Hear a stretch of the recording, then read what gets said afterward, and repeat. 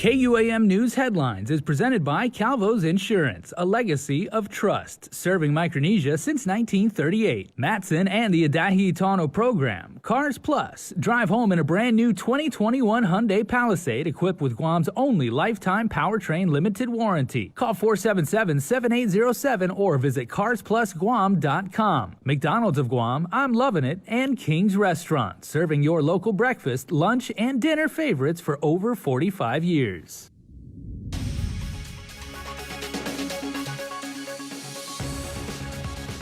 Coming up on Prime Time, the island may see a possible return to P-Core 2 by the end of this week.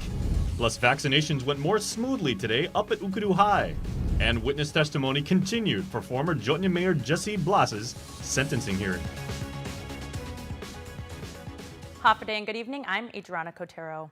Look out for the possible return to pandemic condition of readiness 2 as early as Friday. Speaking today on KUAM's The Link, Lieutenant Governor Josh Tenorio confirms the administration is eyeing that day for what will be a big step in reopening the economy.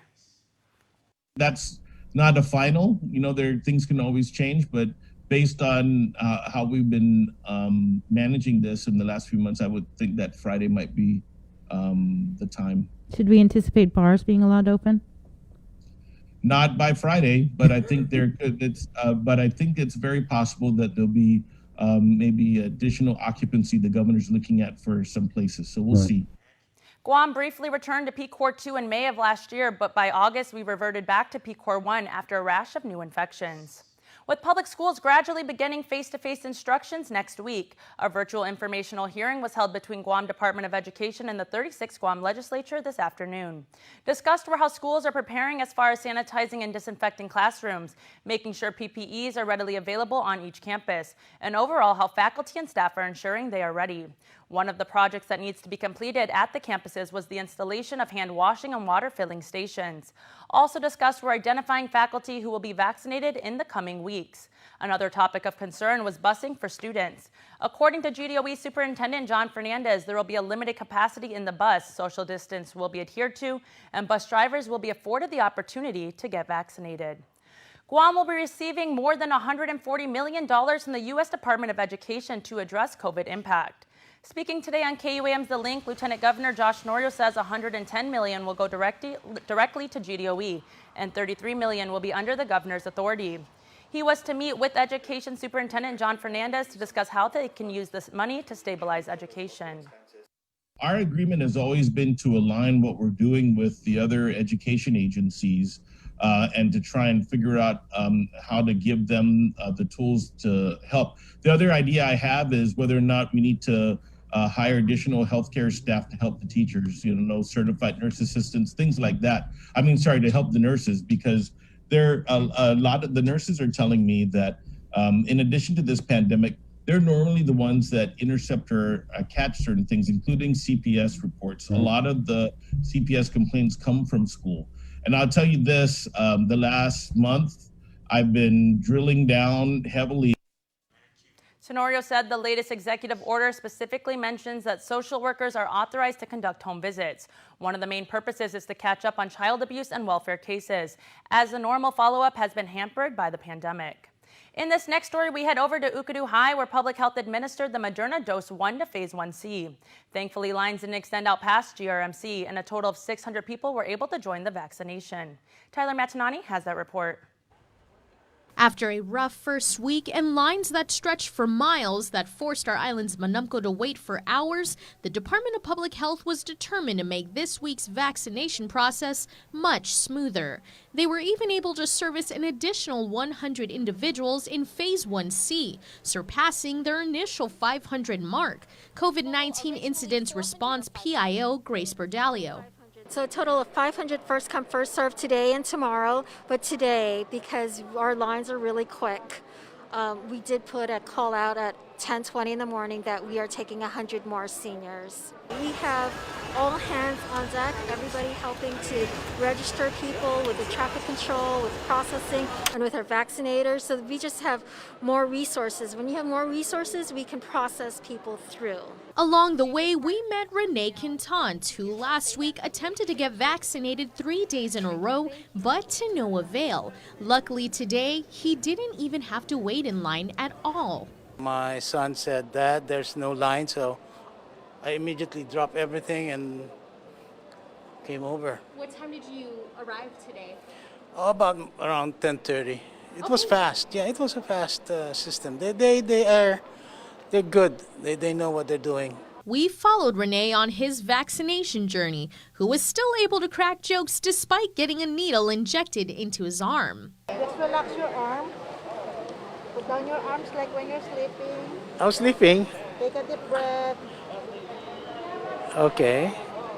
Then, Oh, ouch! ouch. Delayed reaction. Yeah, I'm kidding.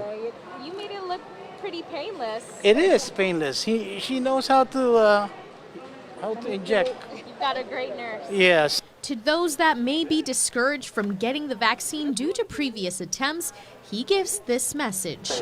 People are saying, "Oh, yeah, but we have to make sacrifices too." That's a little sacrifice that we have to go through. But the people really are good, very good. The process is it's not painful, really. It's not. I had this horror image of how it is done, but it's not. Renee expressed that the vaccine brings him peace of mind and a sense of security knowing his body is now able to build up immunity to the silent killer. However, he makes it clear that that doesn't mean he will stop practicing social distancing protocols.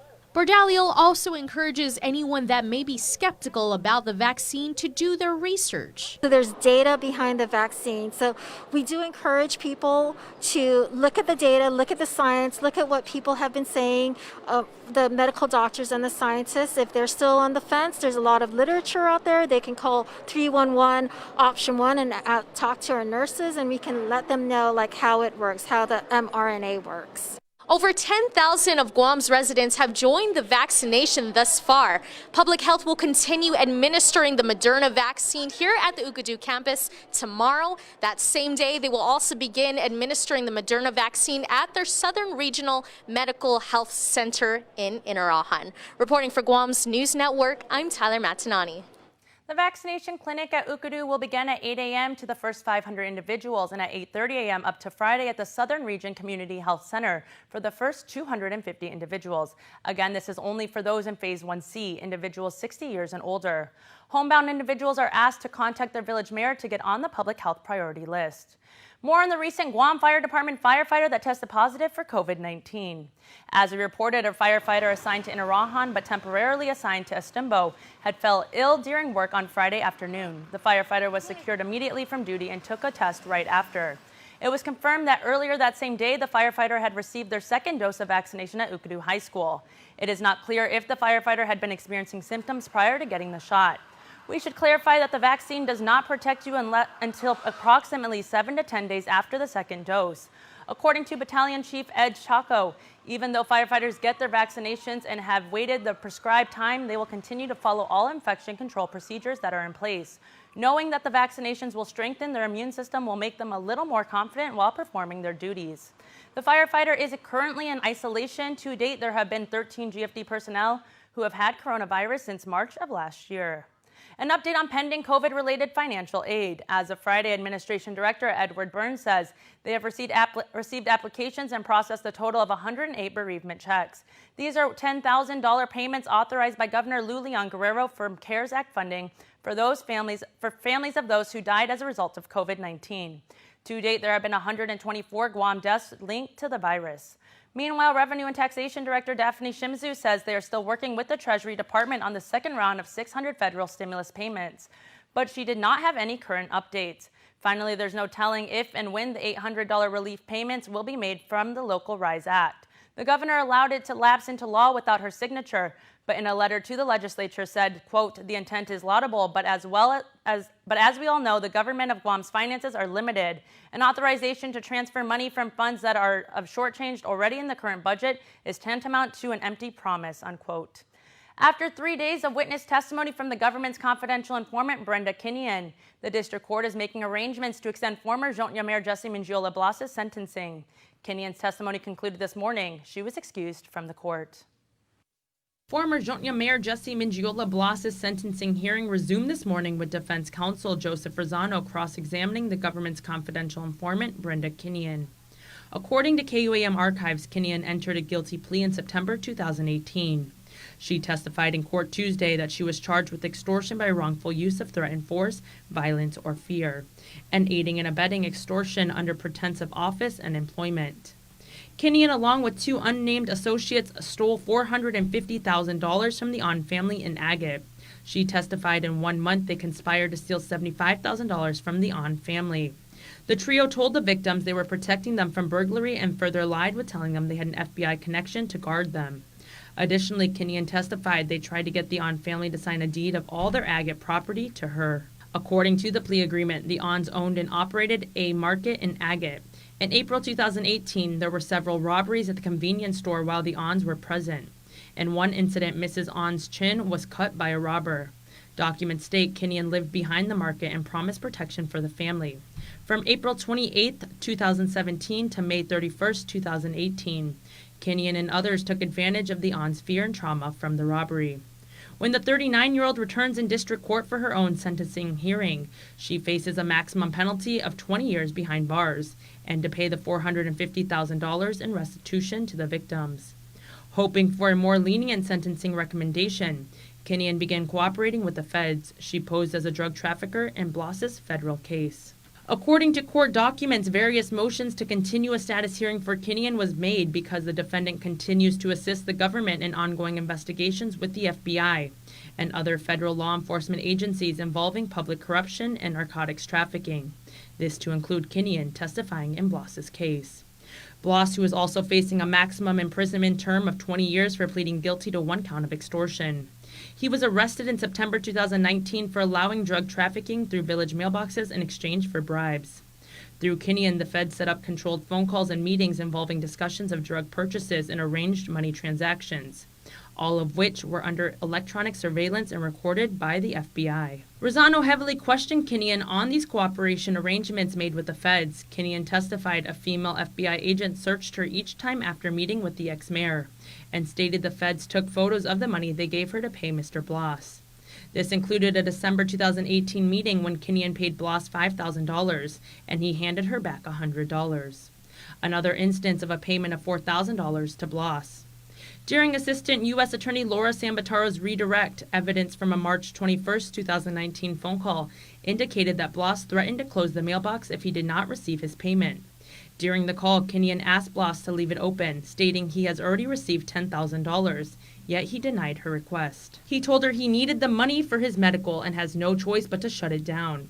Further, Blas said he would reopen the box once he gets the money. The sentencing is anticipated to continue through Thursday, January 14th. As for Kinian's case, a 7th motion for continuance sets her next court appearance for February 11th. Stick around for more news here on Primetime. You're watching KUAM.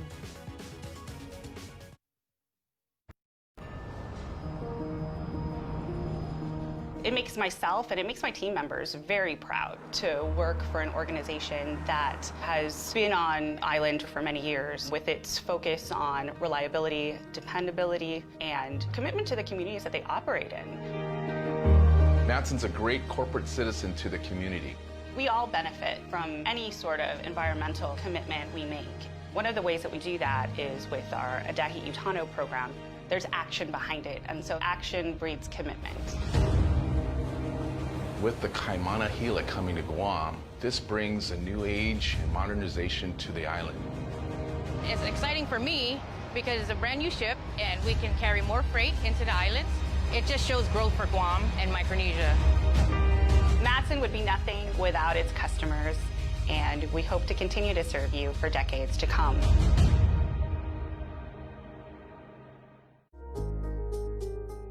Social distancing may be the new norm, but connection will always be our tradition. Through good times and tough times, we remain connected with you. Masks may be the new fashion, but protection will always be our style. You can always count on us to protect the things that matter the most. Sanitizing may be the new routine, but caring will always be our practice. We care about your loved ones and the things you value the most. And as we welcome our new normal, one thing remains certain: we will always be here for you. We're open and ready to serve you. Calvo's Insurance, a legacy of trust.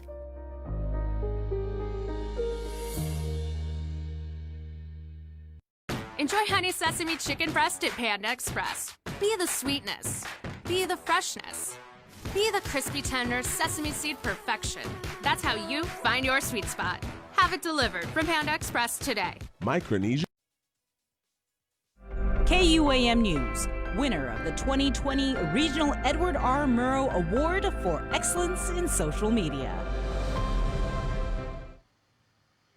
Welcome back. A closer look now at recent moves and hires within the Leon Guerrero Tenorio administration. Our Peter Santos reports. New year, new hires. The Leon Guerrero Tenorio administration announcing new appointments and shuffling of high-level staff. Former Deputy Director of the Department of Revenue and Taxation, Michelle Santos, remains at DRT, but with a new title of Commissioner of Banking and Insurance. The change in position comes with a change in her salary, an increase of $11,000 in pay, bringing Santos's pay from $91,144 to $102,407 a year, not including benefits. Although former Democrat senatorial candidate and former Chief Marshal Frank Leon Guerrero did not win a seat in the 36th Guam legislature, he did get a new job as the Deputy Director of Rev and Tax. His hiring documents and salary were not available to the media as of news time. On the link this morning, Lieutenant Governor Josh Tenorio said that it was Leon Guerrero's distinguished law enforcement career that made him a good fit for DRT.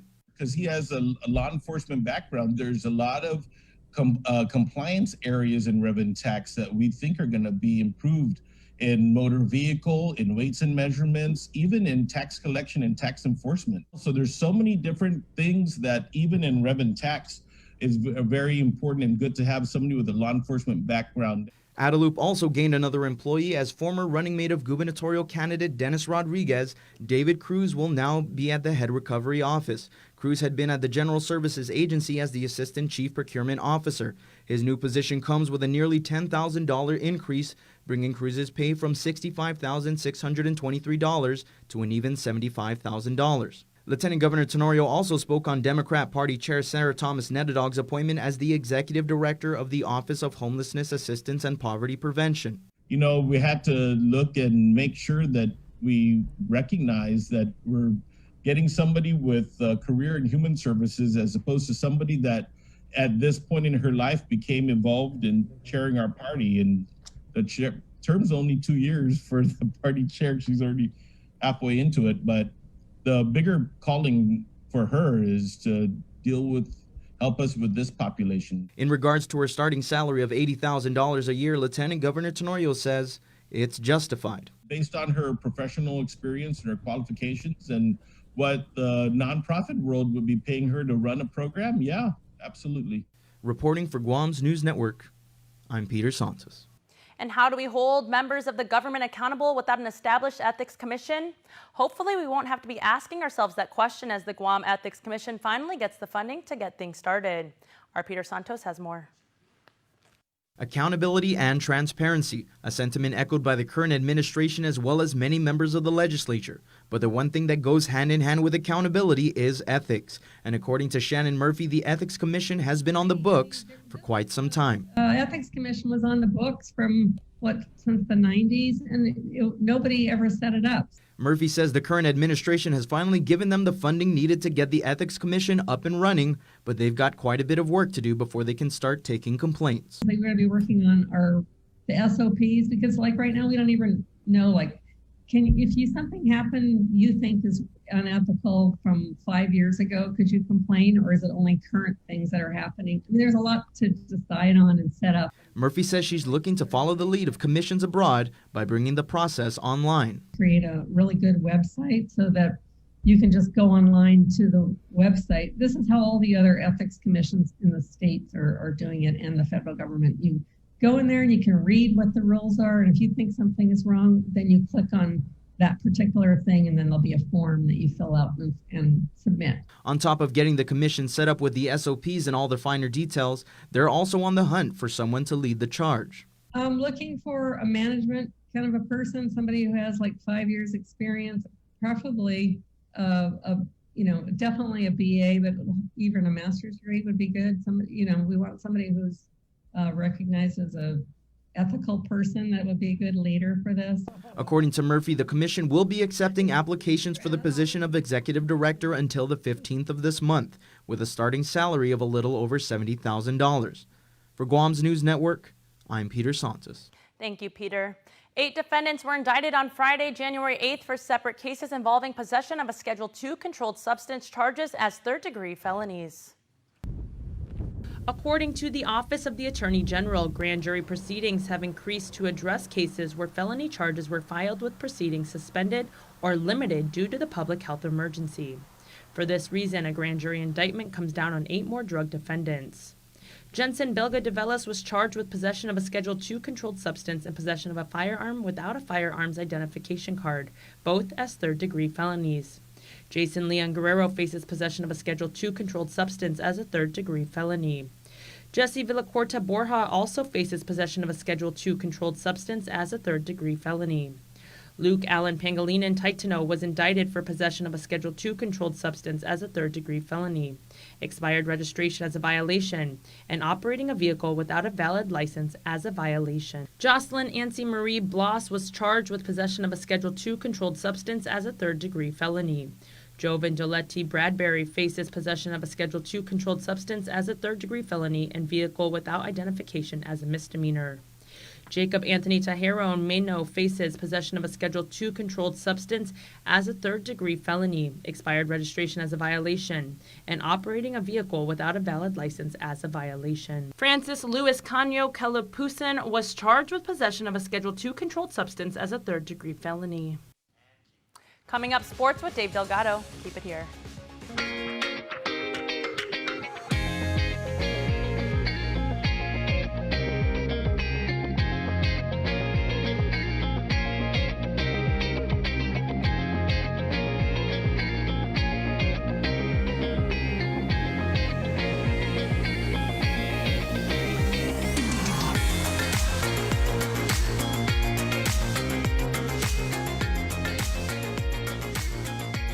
Your community calendar is brought to you by Taco Bell. Whether it's your first meal or your fourth meal, we've got you covered. Taco Bell, live Más.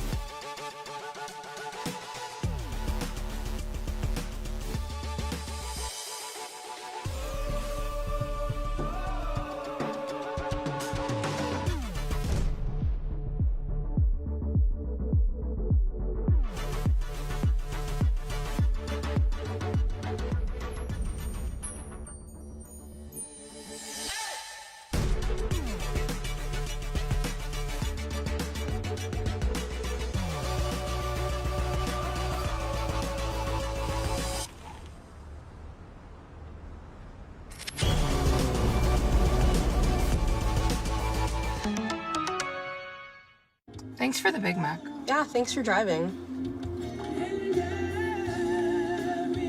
Wait, what are we listening to? Get it at McDonald's when you get 2 of your faves for just $6. So you went to Mickey D's and didn't either. Man, that's wrong. But you're all right. Get it at McDonald's when you get 2 of your faves for just $6. We get it. Living to the fullest is tough during COVID-19. You don't need to do it alone, and everyone needs a hand right now. We are here. Feeling overwhelmed? Call 647-8833 and let's talk. Mangagihem is a project of Guam Behavioral Health and Wellness Center.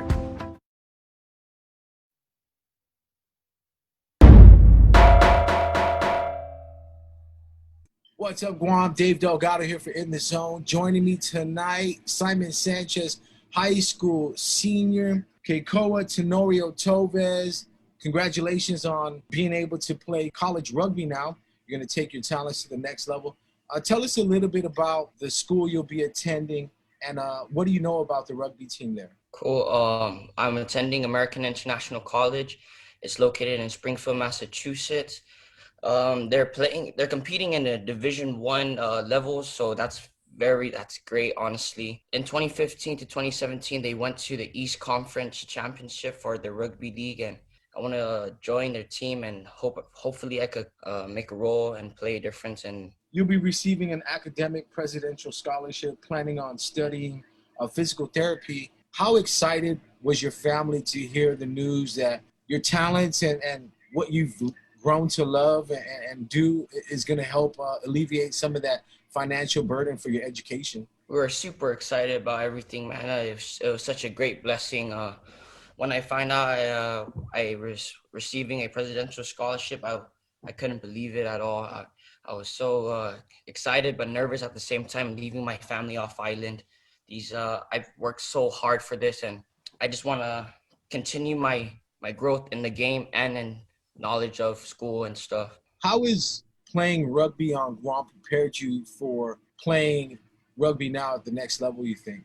It prepared me a lot, honestly. It all started back in 2016.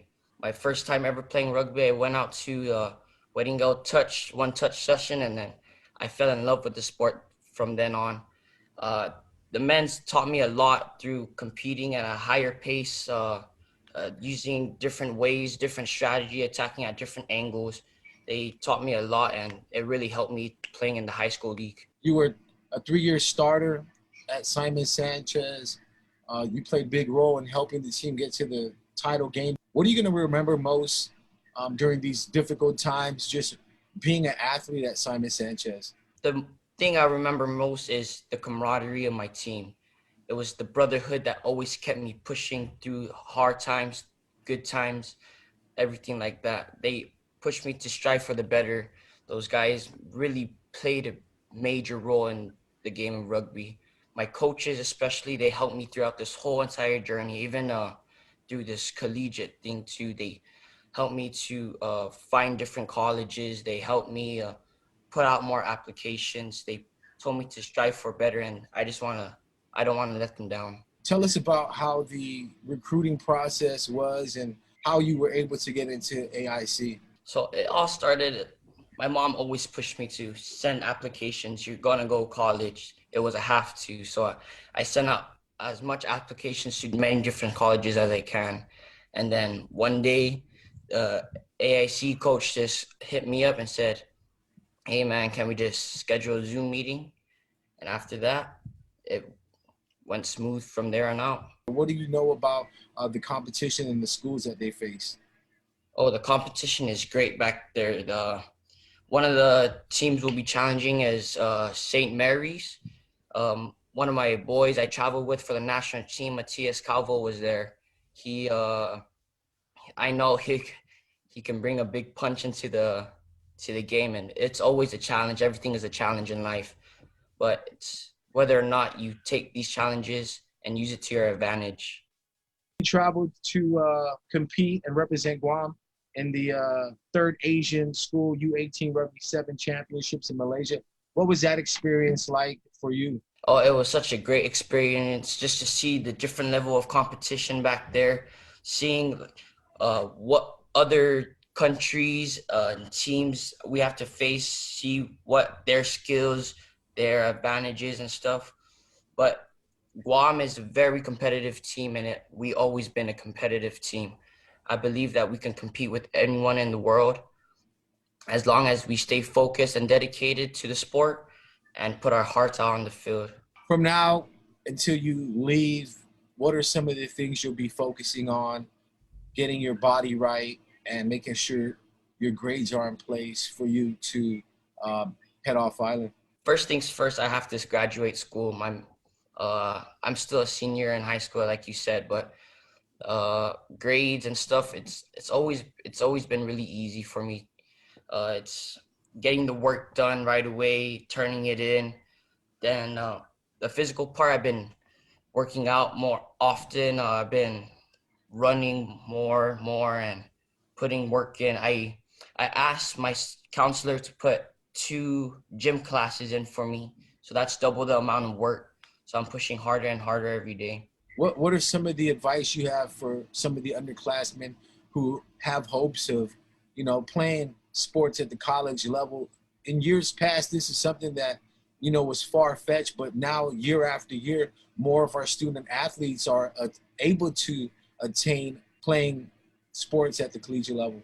My advice to them is never give up. Never give up on what you believe in. Always have faith and always trust God's plan and what he's doing up there. Always stay focused on what you aim to do, and never give up. Anybody out there you want to thank? Oh, I want to thank my family, my coaches especially. They helped me through this whole entire thing. My friends for staying there right beside me through thick and thin. I would like to thank my grandpa. He's played a very major role in my life. He's the reason why I want to become a physical therapist. He was a physical therapist himself, and he's just been there for me since I was a little kid. We rely on each other to be there in the good and bad times. Parents rely on me for making sure that their kids are always in the best of their health. The community relies on me when emergencies strike. My students rely on me to move them higher in what they're learning. Our kids rely on us to provide them with all the support they need. For keeping us in touch every day, for every call and schedule I receive, and for every emergency I respond to. And with my need to respond in the timeliest manner, to keep my knowledge updated. For keeping us connected every day, we only rely on Docomo Pacific.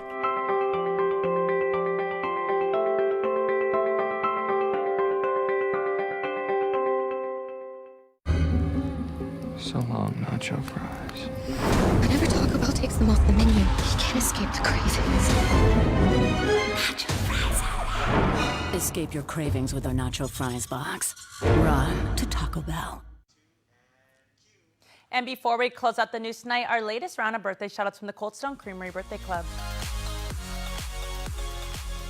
Happy Tuesday, January 12th birthday to Rosalie Page Uggan Flores, who celebrates birthday number 1 today. To our sweet girl Rosalie, you're the best thing that happened in 2020. Love Big Brother Aaron, Mommy, Daddy, and the whole family. That is super awesome. Congratulations to the entire Flores family. And happy birthday to Grandma Frances Perez. We love you so much and wish you many blessings today and always, since a very grateful and loving family. So to Rosalie and Francis and everybody out there who had a birthday today, we hope you're staying safe, we hope you're healthy, and we hope you have a fantastic Tuesday. Remember, you can be part of the Cold Stone Creamery Birthday Club by registering online on KUAM.com. Please make sure to include with your photo your name and birth date. That's going to do it for us here on Prime Time. Thank you for watching and have a good night.